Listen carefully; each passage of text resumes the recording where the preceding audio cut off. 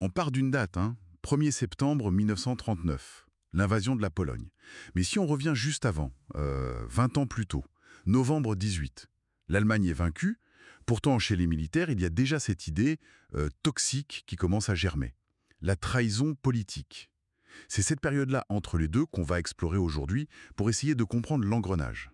Oui, et beaucoup de nos sources pointent, c'est vrai, vers le traité de Versailles. Pas tant les réparations, même si elles étaient colossales, 6,6 milliards de livres à l'époque, mais surtout les pertes de territoire et la création de ces nouveaux pays, comme la Tchécoslovaquie, avec d'importantes minorités allemandes dedans. C'était un peu une bombe à retardement, quoi. Surtout que la Société des Nations, eh bien, elle démarre mal. Les États-Unis refusent d'y entrer. Et l'Allemagne d'après-guerre, la République de Weimar, c'est le chaos, non? Les récits parlent de combats de rue, nationalistes contre communistes, et puis cette hyperinflation de 1923. On a du mal à imaginer ce que ça veut dire de voir son argent ne plus rien valoir, comme ça, en quelques semaines. C'est dans ce climat absolument délétère qu'émerge Adolf Hitler. Ancien soldat, oui, mais surtout un orateur redoutable. Il prend la tête du parti nazi, il tente un coup d'État en 23, ça rate, il va en prison, et c'est là qu'il écrit Mein Kampf. Mein Kampf. Déjà les bases de la suite, c'est ça? Absolument. Les analyses qu'on a lues sont claires là-dessus. L'antisémitisme virulent et cette obsession de l'expansion à l'Est, le fameux Lebensraum. Bon, il y a une petite accalmie économique, mais le crash de 29 arrive et là, c'est la catastrophe. La Grande Dépression. Plus de 6 millions de chômeurs en Allemagne. C'est énorme. Le terrain parfait pour les extrêmes. Exactement. Et les nazis y surfent sur cette vague de désespoir. C'est fulgurant.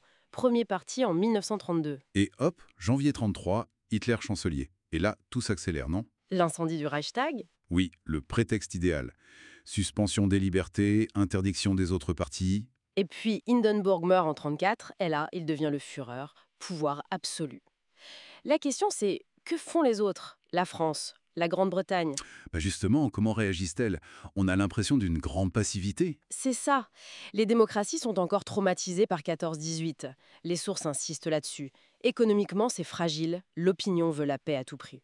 Et militairement, la France, elle se cache un peu derrière sa ligne Maginot. Une vision très défensive. Cette frilosité, ça va encourager les agresseurs. Et ça ne se passe pas qu'en Europe. Faut pas oublier le Japon. Dès 1931, ils envahissent la Mandchourie. La Société des Nations, elle condamne, mais bon, le Japon s'en va, et voilà. C'est ça. Puis l'invasion de la Chine en 37, le massacre de Nankin, plus de 300 000 civils, c'est glaçant. Et même des attaques contre des navires occidentaux, américains, britanniques, sans vraie réaction. C'est incroyable cette impunité.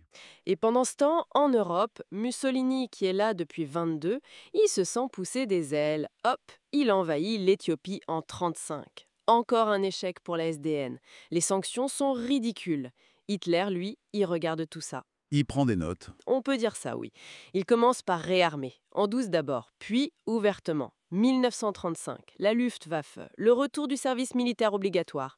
Et le vrai coup d'essai, c'est la Rhénanie. Mars 36. Il remilitarise la zone. Violation flagrante de Versailles. Et là, Paris, Londres, rien. Rien. Pas de réaction militaire. C'est un signal terrible qui est envoyé. Du coup, le champ est libre. Arrive la guerre d'Espagne 36-39. Ça devient un peu le laboratoire des dictatures, non? Complètement. Hitler et Mussolini aident Franco massivement. Ils testent leur matériel. La Légion Condor allemande, les Panzers, c'est Guernica. Pendant ce temps, les républicains sont quasi seuls. La non-intervention des démocraties.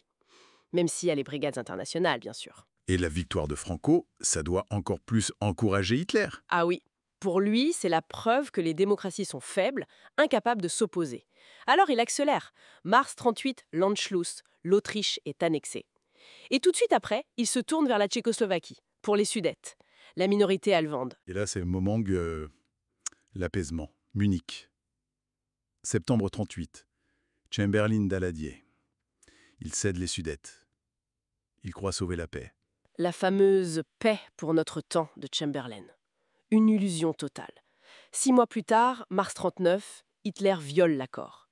Il prend tout le reste de la Tchécoslovaquie. L'accord de Munich ne vaut plus rien. Et maintenant, c'est la Pologne. Danzig. C'est ça. Sauf que là, Paris et Londres semblent enfin décidés à dire non. Ils garantissent les frontières polonaises.